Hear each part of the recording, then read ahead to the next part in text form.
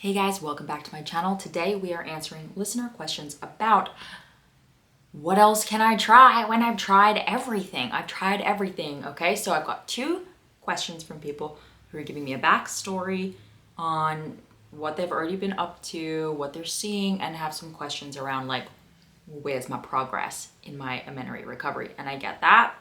So let's do it. This first one is through Instagram, guys. I am definitely back at answering Instagram questions. So if you have anything that you want to ask, I'll also respond to you directly and or on the show. So go follow us over at the HA Society on Instagram. Send me a DM with a question and I will save it for the show. Okay. This one doesn't really have a name. JXTFRG asks, hi, I've started recovery for more than a month now. I've ate way more. I don't count calories, so I don't know exactly how many calories.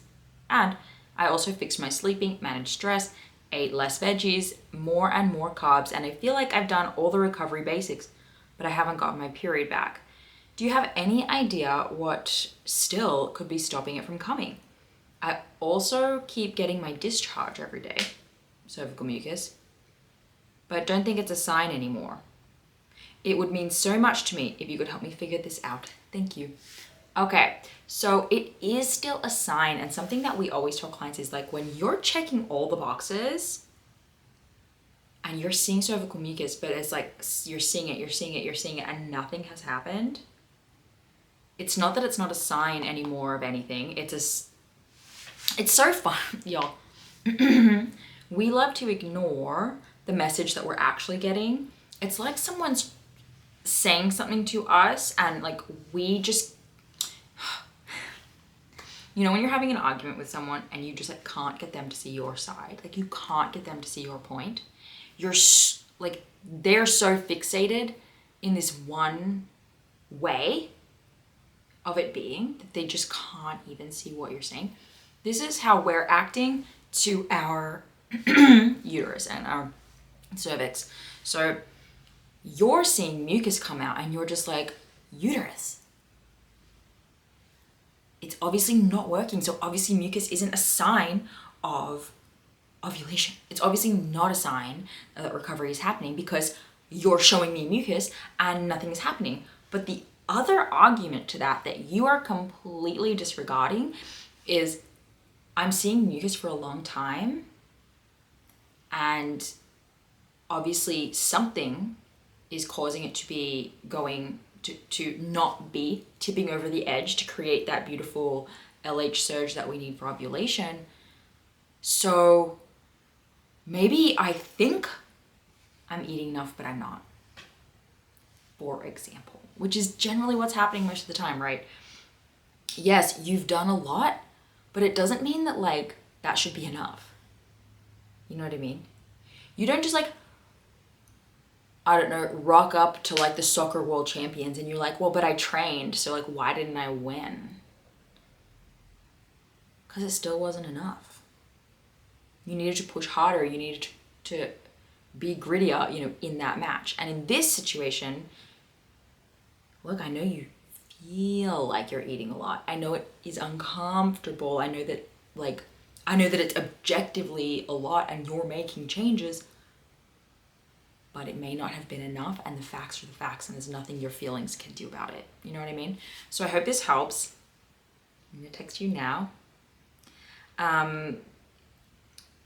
You know, I feel like that's a really common way to feel, and partly maybe we don't always understand the science of what's happening, the physiology of what's happening in our body, but I also think that we just don't like to look at like what might actually be going on. Like we want this answer, and now I'm at a point where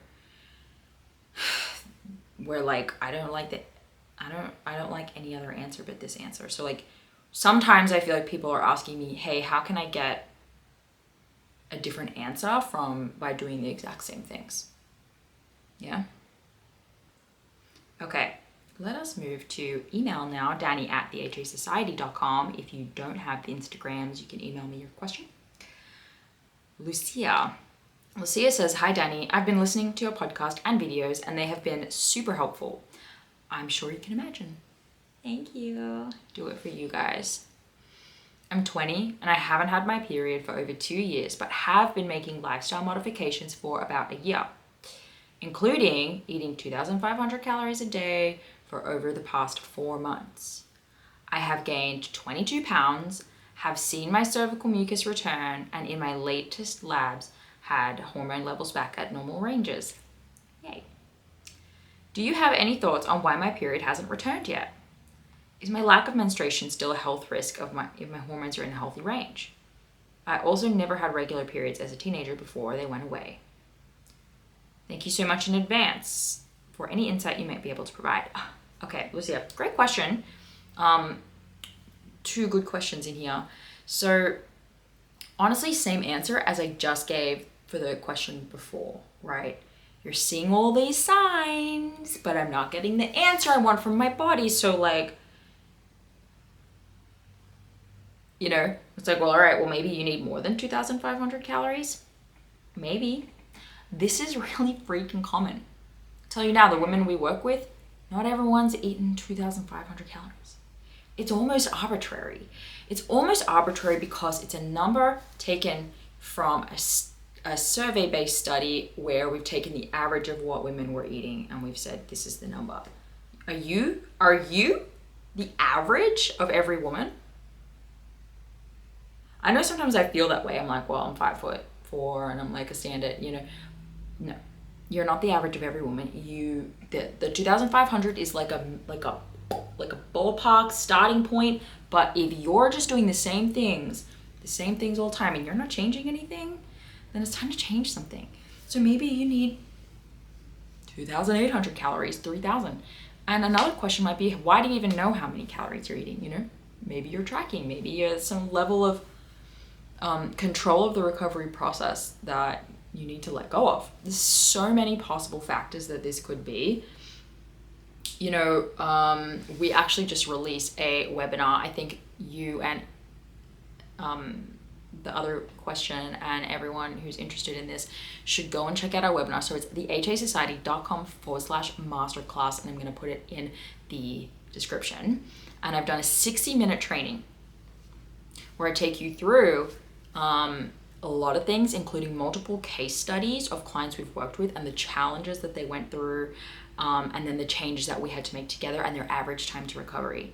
There's a lot of those in there. I also talk through the specific steps you have to have in place. So there's a lot of things that you guys who listen to the podcast and the YouTube channel have heard me say here and there and everywhere. But in this 60-minute training, I'm basically taking you through it in order of operation, and also telling you about like lab testing and the types of things to look for on your lab work, how you can get specific lab work through us, all this good stuff. So that's probably a really helpful resource for anyone, honestly, anyone asking questions or looking for answers on this YouTube channel. I've kind of put it all in that masterclass. That's why it's called that. So check that out. Okay, we are 8 minutes in. Okay, I feel like that's pretty good. Let's see if I have one mini question to answer. I have a YouTube question from Caitlin. My resting pulse used to be on the lower side, 50 to 60, but now since starting recovery, it's about 70 to 80 BPM. Sometimes even in the 90s when I'm super stressed or anxious. It's really freaking me out. I know it's probably due to changes in metabolism and hormones, and I'm a very anxious person, so it's probably that as well. Just wondering if it's a common thing in HA. So I don't have any clients checking and reviewing their resting heart rate and pulse. It's really common to have low when you have HA, and then if you are coming up and out of it, you know, hormone fluctuation. Some people really don't have any changes in pulse. Like some people have it kind of come from low to normal and Bob's your uncle, and some people have it do erratic things. At this point, if it's something that you're concerned with, that's when you go to your doctor. That's their specialty. You get them to check that kind of stuff. You get a full lab work if they're concerned about numbers of it. But you know, if there's nothing, if it's not like affecting your day-to-day life, and it's, you know, I think sometimes we worry a lot about small symptoms, and I think sometimes we want them to be something so that we can stop doing what we're doing with this in exactly the way that we're doing it. If you know what I mean. Okay, I hope this was helpful. Go check out the masterclass, guys. I'm pumped for you for that. If this was helpful, subscribe, because I'm going to be answering more questions next week. And make sure that you that you send me your questions if you have any. I've also put together, because this is like, I think the first video of the year, I've put together a list of episodes I'm going to do this year. So it's not all just Q&A, which I love to do, and it's so easy for us to do, but I do have some upcoming episodes that are specifically designed to go more in depth on certain topics that I think you guys will be interested in. So make sure you subscribe so that you don't miss any of that. And I'll see you guys next week. Bye.